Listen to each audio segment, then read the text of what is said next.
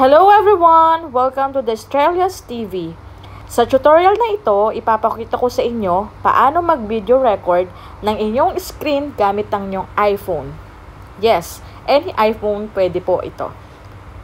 So, let's start!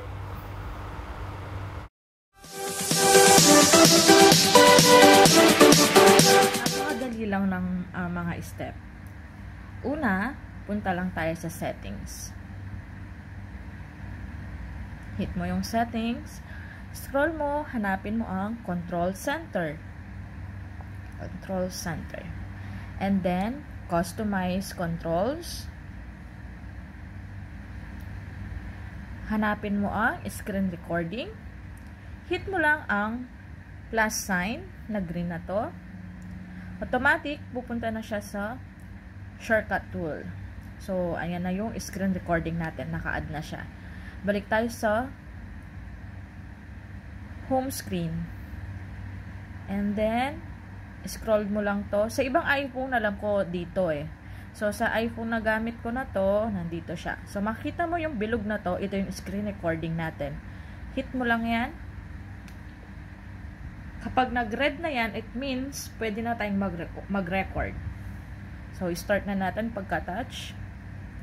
Yan. Ibig sabihin, nagre-record na yan. Balik tayo sa settings kanina. Kuha lang tayo ng mga sample na pwede natin i-record. Punta tayo sa YouTube. Try natin.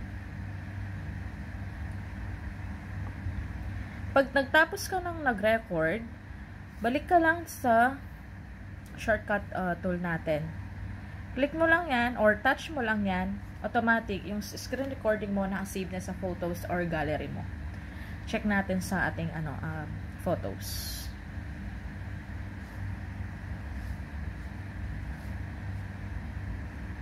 I-play natin.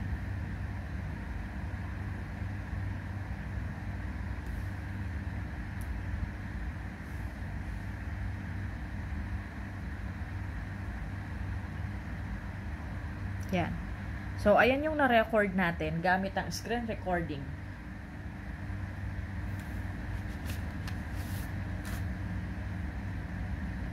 I hope po naging useful yung tutorial na ito. So, abangan nyo po yung mga susunod nating mga simple tutorial. Maraming salamat!